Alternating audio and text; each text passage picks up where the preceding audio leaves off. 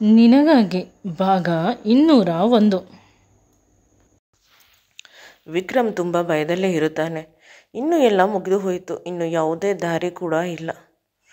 ನನ್ನ ಪ್ರೀತಿಯ ಹೆಂಡತಿ ನನ್ನಿಂದ ದೂರವಾಗುತ್ತಾಳೆ ಅನ್ನುವ ದುಃಖದಲ್ಲಿ ಇದ್ದ ವಿಕ್ರಮ್ಗೆ ಅವನು ಸಾಂತ್ವನ ನೀಡುತ್ತಾನೆ. ಅಂದರೆ ಪ್ರಜ್ವಲ್ಗೆ ತುಂಬ ಸಲ ಅವನು ಬೇಸರ ಮಾಡಿದ್ದಾನೆ, ತುಂಬ ಸಲ ಅವನನ್ನು ಕೀಳಾಗಿ ಕಂಡಿದ್ದಾನೆ. ಆದರೆ ಇದೇ ಮೊದಲ ಬಾರಿ ಪ್ರಜ್ವಲನ್ನು ಅವನು ಹೊಗಳುತ್ತಿರುವುದು.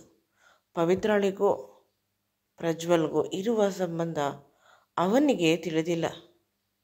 ಸ್ವಲ್ಪ ದಿನ ನನ್ನ ಹಿಂದೆ ಓಡಾಡಿದರೂ ಪವಿತ್ರ ನಂತರ ಹೊರಟು ಹೋದಳು. ಏಕೆಂದರೆ ದಮಯಂತಿ ಅವನ ಉಸಿರಿನಲ್ಲಿ ಬೆರೆತು ಹೋಗಿದ್ದಾಳೆ. ಅವಳಿಲ್ಲದ ಕ್ಷಣವನ್ನು ಅವನು ಕಲ್ಪನೆ ಕೂಡ ಮಾಡಿಕೊಳ್ಳಲು ಸಾಧ್ಯವಿಲ್ಲ. ಆದರೆ ಪ್ರಜ್ವಲ್ ಜೊತೆ ಇಂದು ಮಾತನಾಡಿದ ಮೇಲೆ ಅವನಿಗೆ ಸ್ವಲ್ಪ ಸಮಾಧಾನವಾಯಿತು. ತನ್ನ ಹೆಂಡತಿಗೆ ಏನೂ ಆಗುವುದಿಲ್ಲ, ಅವಳು ಬಹಳ ಬೇಗ ಹುಷಾರಾಗಿ ಬರುತ್ತಾಳೆ. ಮಗು ಅಂತ ಅಂದುಕೊಳ್ಳುವ ಹೊತ್ತಿಗೆ ಸಿಸ್ಟರ್ ಅವನನ್ನು ಕರೆದರು. ಕನ್ಸರ್ನ್ ಪೇಪರ್ಗೆ ಸೈನ್ ಹಾಕಿಸಿಕೊಂಡರು. ಅದರ ಅರ್ಥ ನಿಮ್ಮ ಹೆಂಡತಿಯ ಕಂಡೀಷನ್ ತುಂಬ ಕ್ರಿಟಿಕಲ್ ಆಗಿದೆ, ನಾವೇನೋ ಗ್ಯಾರಂಟಿ ಕೊಡುವುದಿಲ್ಲ ಅಂತ. ಇವನು ನಾನು ಸೈನ್ ಮಾಡುವುದಿಲ್ಲ, ನೀವು ಆಪರೇಷನ್ ಮಾಡಿದ ಮೇಲೆ ಗ್ಯಾರಂಟಿ ತೆಗೆದುಕೊಳ್ಳಬೇಕು ಅಂತ ತುಂಬ ಭಾವುಕನಾದ. ಆಗ ಅಲ್ಲೇ ಇದ್ದ ಕೆಲವರು ಅವನನ್ನು ಸಮಾಧಾನ ಮಾಡಿದರು.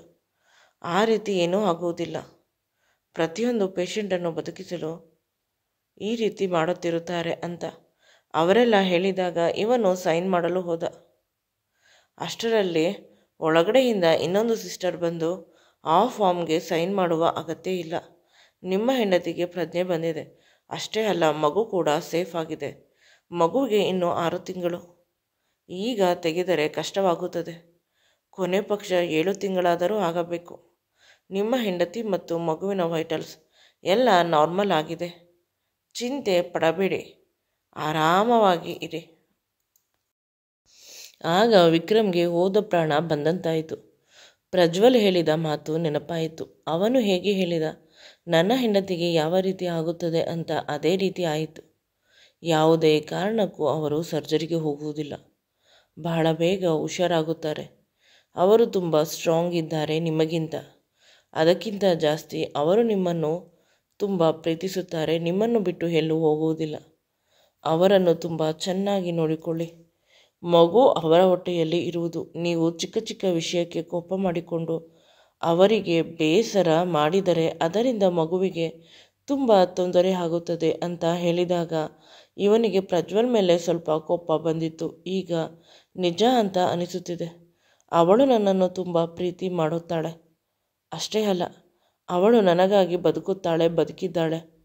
ನಾನು ಏನಾದರೂ ಇನ್ನು ಮೇಲೆ ಸ್ಟ್ರಾಂಗ್ ಡಿಸಿಷನ್ ತೆಗೆದುಕೊಳ್ಳಬೇಕು. ನಾವು ಸಂಪೂರ್ಣವಾಗಿ ನಮ್ಮ ಸಂಬಂಧಿಕರು, ನಮ್ಮ ಅಪ್ಪ ಅಮ್ಮ, ನಮ್ಮ ಮನೆಗಳಿಂದ ಕಾಣೆ ಆಗಬೇಕು ಅಂತ ಯೋಚಿಸುತ್ತಿದ್ದ. ಕೊನೆಗೆ ಹಿಂದೆಯಿಂದ ಗಿರಿ ಬಂದು ಅವನನ್ನು ಗಟ್ಟಿಯಾಗಿ ತಬ್ಬಿಕೊಂಡ. ಡಾಕ್ಟರ್ ಫೋನ್ ಮಾಡಿದರು. ದಮಯಂತಿ ರಿಕವರ್ ಆಗುತ್ತಿದ್ದಾರಂತೆ, ಇನ್ಯಾವುದೇ ಯೋಚನೆ ಮಾಡಬೇಡ ನೀನು, ನಿನ್ನನ್ನು ದುಃಖದಲ್ಲಿ ನೋಡಿ ನೋಡಿ ಸಾಕಾಗಿ ಬಿಟ್ಟಿದೆ ಅಂತ ಅವನನ್ನು ಗಟ್ಟಿಯಾಗಿ ತಬ್ಬಿಕೊಂಡ. ನಂತರ ಕಾಂಚನ ಬಂದು ಅವರಿಬ್ಬರನ್ನು ತಬ್ಬಿಕೊಂಡಳು. ಇಬ್ಬರ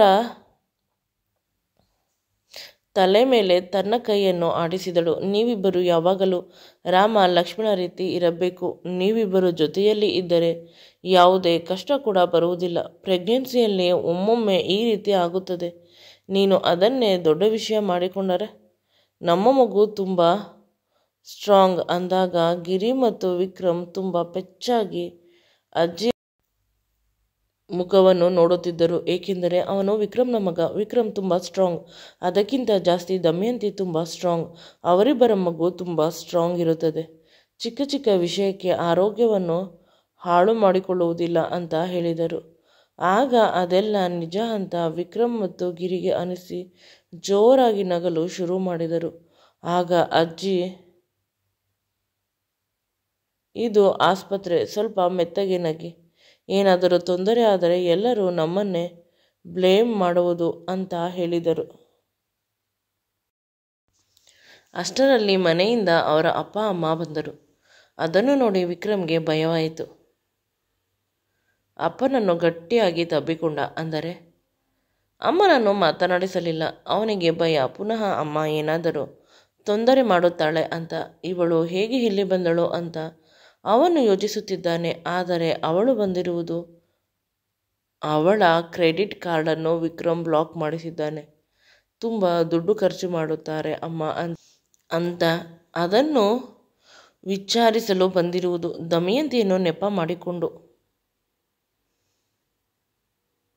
ಚಿಕ್ಕವನಾಗಿದ್ದಾಗ ಅವನಿಗೆ ಪ್ರೀತಿ ಕೊಡದೇ ಹೋದರೂ ಅವನು ದೊಡ್ಡವನಾದ ಮೇಲೆ ಅವನ ದುಡ್ಡನ್ನು ಕಬಳಿಸುತ್ತಿದ್ದಾರೆ. ಮೊದಲು ಯಾವುದೇ ಕಂಪ್ಲೇಂಟ್ ಮಾಡುತ್ತಿರಲಿಲ್ಲ. ಆದರೆ ಈಗ ಅವನಿಗೆ ಎಲ್ಲ ತಿಳಿಯುತ್ತಿದೆ. ಅವನು ಅವರ ಅಮ್ಮನ ಮುಖವನ್ನು ನೋಡಿದ. ಅವನಮ್ಮ ನಗುತ್ತಾ ಅವನನ್ನು ಹಗ್ ಮಾಡಲು ಬಂದಳು. ಅಷ್ಟರಲ್ಲಿ ಡಾಕ್ಟರ್ ಹೊರಬಂದು, ನೀವು ತುಂಬ ಅದೃಷ್ಟ ಮಾಡಿದ್ದೀರಾ, ಅಥವಾ ನಿಮ್ಮ ಹೆಂಡತಿ ಅದೃಷ್ಟ ಮಾಡಿದ್ದಾರೆ. ನಿಮ್ಮ ಹೆಂಡತಿ ಕ್ರಿಟಿಕಲ್ ಕಂಡೀಷನ್ಗೆ ಹೋಗಿ ಪುನಃ ಬದುಕಿ ಬಂದಿದ್ದಾರೆ. ಈ ರೀತಿ ಬದುಕುವ ಪೇಷಂಟ್ಗಳು ತೀರಾ ಕಡಿಮೆ. ನಿಮ್ಮ ಹೆಂಡತಿ ತುಂಬ ಸ್ಟ್ರಾಂಗ್. ನೀವು ಅದೃಷ್ಟ ಮಾಡಿದ್ದೀರಾ. ನಿಮ್ಮ ಮಗುವಿಗೆ ಆಗಲಿ ಹೆಂಡತಿಗೆ ಆಗಲಿ ಸ್ವಲ್ಪ ಕೂಡ ತೊಂದರೆ ಆಗಿಲ್ಲ. ಹೌದು, ನೋಡಬಹುದು ನೀವು ನಿಮ್ಮ ಹೆಂಡತಿಯನ್ನು. ಅವರು ನಿಮಗಾಗಿ ಕಾಯುತ್ತಾ ಕುಳಿತಿದ್ದಾರೆ. ಮೊದಲು ಕೇಳಿದೆ ನಿಮ್ಮ ಹೆಸರನ್ನು. ನಾವು ವಿಸಿಟಿಂಗ್ ಅವರ್ಸಲ್ಲಿ ಬಿಡುತ್ತೇವೆ ಅಂದರೆ ಇಲ್ಲ, ವಿಕ್ರಮ್ನನ್ನು ಈಗಲೇ ನೋಡಬೇಕು ಅಂತ ವಿಚಿತ್ರವಾಗಿ ಆಡುತ್ತಿದ್ದಾರೆ. ಪ್ಲೀಸ್ ಹೋಗಿ ನೋಡಿ ಅಲ್ಲಿ ಅಂತ ಹೇಳಿದಾಗ ವಿಕ್ರಮ್ಗೆ ತುಂಬ ಖುಷಿಯಾಯಿತು. ಸಿಸ್ಟರ್ ಅವನಿಗೆ ಒಂದು ಗೌನನ್ನು ತಂದುಕೊಂಡರು. ಇದನ್ನು ಹಾಕಿಕೊಂಡು ಹೋಗಿ, ಪೇಷಂಟ್ಗೆ ಇನ್ಫೆಕ್ಷನ್ ಆಗುವುದಿಲ್ಲ ಅಂತ. ವಿಕ್ರಮ್ಗೆ ದಮಯಂತಿ ಇರುವ ಕಡೆ ಓಡಿ ಹೋದ. ಅವನಿಗೆ ಹೋದ ಪ್ರಾಣ ಬಂದಂತೆ ಆಯಿತು.